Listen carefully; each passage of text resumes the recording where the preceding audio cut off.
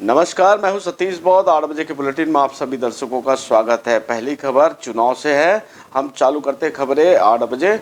छत्तीसगढ़ की 3 सीटों पर 7 बजे वोटिंग आरंभ हो गई है। छत्तीसगढ़ की 3 लोकसभा सीटों में 41 प्रत्याशी मैदान में हैं, जिनके भाग्य का फैसला ईवीएम में कैद हो जाएगा। इस मतदान में अति संवेदनशील क्षेत्र मोहला मानपुर, बिंदा नवागढ़ और कांकेर के 3 विधानसभा क्षेत्रों में 3 बजे तक मतदान होगा।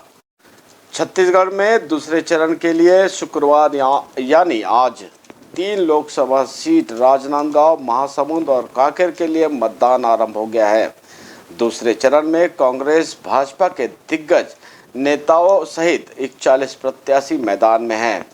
इन सभी प्रत्याशियों की किस्मत 52,84,938 मतदाता तय करेंगे। पहले चरण की वोटिंग के तहत इस बार भी मतदान पर नज़र रायपुर के अलावा दिल्ली से निर्वाचन आयोग रखेगा और वेबकास्टिंग ऑनलाइन से मतदान केंद्रों की निगरानी करेगा। वहीं दूसरे चरण में 2,22,000 जवानों की तैनाती की गई है, जिसमें कांकेर लोकसभा में 20,000 जवान को तैनात किया गया है।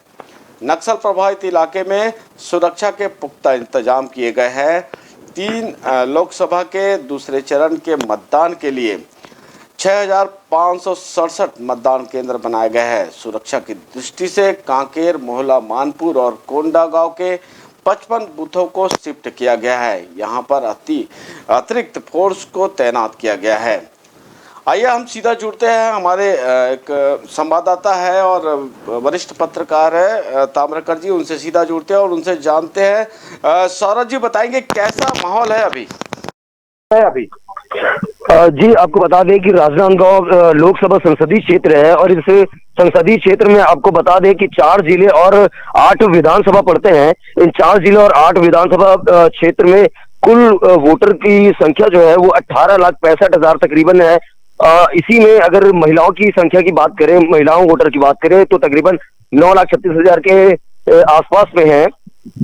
वहीं आज लोकसभा चुनाव की शुरुआत हो चुकी है। सुबह 6 बजे से भारी मात्रा में लोग मतदान करने के लिए आ रहे हैं, अपने मत का सही उपयोग करने के लिए आ रहे हैं, जिसको लेकर के लोगों में काफी उत्साह नजर आ रहा है और काफी कुछ देखा जा रहा है कि अब लोग जो है मतदान को लेकर के अपनी उत्साह, अपनी वो प्रक्रिया अलग से दिखा रहे हैं, जिसके लिए अभी अगर 2019 के चुनाव की अगर बात किया जाए तो उसी टाइम उम्मीदवार के तौर पे भारतीय जनता पार्टी से संतोष पांडे जी खड़े हुए थे, जो पूर्व के सांसद रह चुके हैं। और वहीं अगर कांग्रेस की बात किया जाए तो कांग्रेस में भोलाराम साहू थे।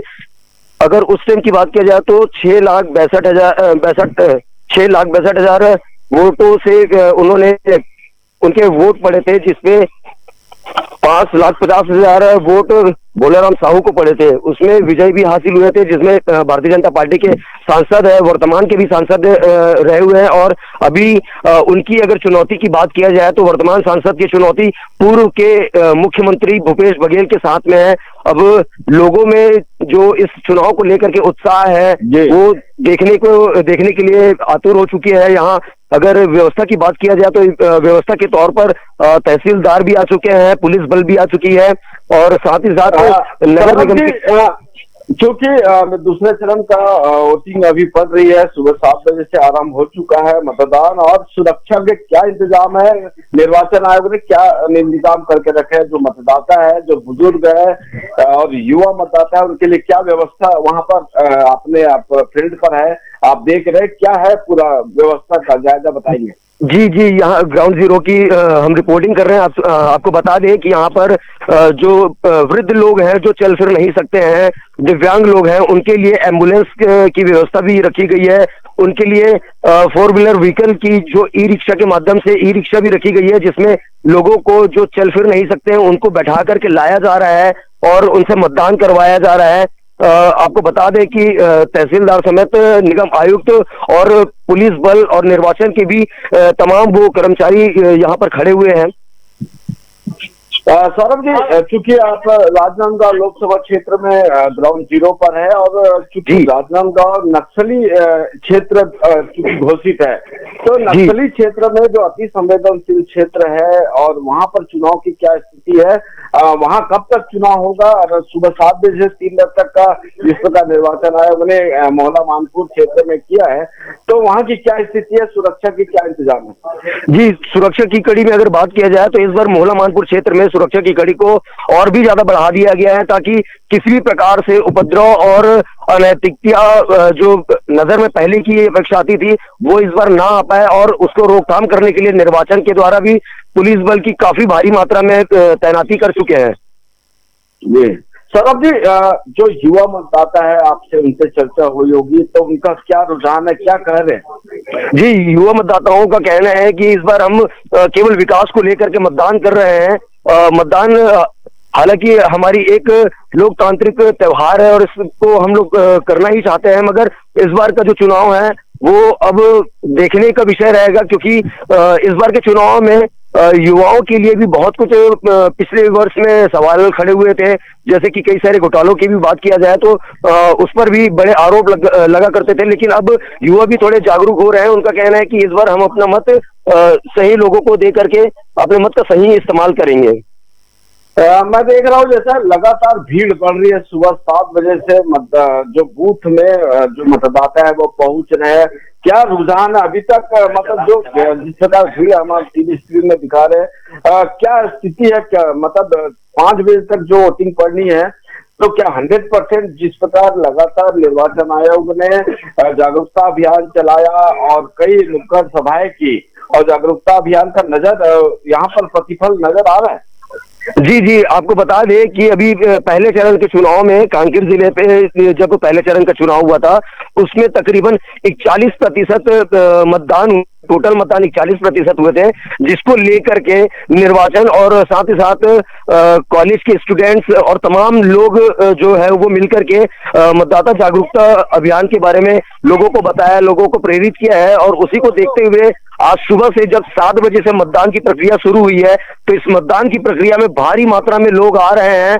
और आपको बता दें कि अभी तकरीबन 1 ही घंटे हुए और 1 ही घंटे में राजनांदगांव के इस विधानसभा क्षेत्र में एक बूथ में तकरीबन 10 से 12% की मत पड़ चुकी है। बहुत अच्छी बात है, लोगों में जागरूकता है और लगातार लोग, चूंकि धूप का मौसम है और गर्मी का मौसम चल रहा है, तेज धूप पड़ रही है, तो ऐसे में निर्वाचन आयोग ने बूथ में क्या व्यवस्था करी है? पानी की व्यवस्था, टेंट की व्यवस्था और सेल्फी जोन वाली बात हो, सेल्फी जोन बनाया जाता था, क्या वो सारी व्यवस्था है वहाँ? जी, सारी व्यवस्था यहाँ पर देखी जा रही है। लोकसभा निर्वाचन के द्वारा 2024 के निर्वाचन में यहाँ पर सेल्फी जोन भी बनाए हुए हैं, और आपको बता दें कि यहाँ पर टेंट वगैरह भी लगाए हुए हैं, और जो भी लोग आ रहे हैं उनके लिए बैठने की भी उच्चतम व्यवस्था की गई है और पानी की भी व्यवस्था की गई है। जो लोग चल फिर नहीं पाते हैं उनके लिए व्हील चेयर की भी व्यवस्था की गई है। साथ ही साथ आपको बता दें कि जिन्हें चलने फिरने में तकलीफ है, जो कोई बीमार से पीड़ित है, जो अपने स्वास्थ्य को लेकर के काफी तकलीफें झेल रहे हैं, उनके लिए एम्बुलेंस की भी व्यवस्था निर्वाचन के द्वारा रखी गई है। चलिए सौरभ, आप बने रहे पूरी खबर पर। आपसे हम अगले बुलेटिन में फिर से जुड़ेंगे, जब तक आप अपडेट बना के रखें। न्यू वीडियोस की अपडेट पाने के लिए सब्सक्राइब करें इंडियन न्यूज को और बेल आइकन को दबाएं।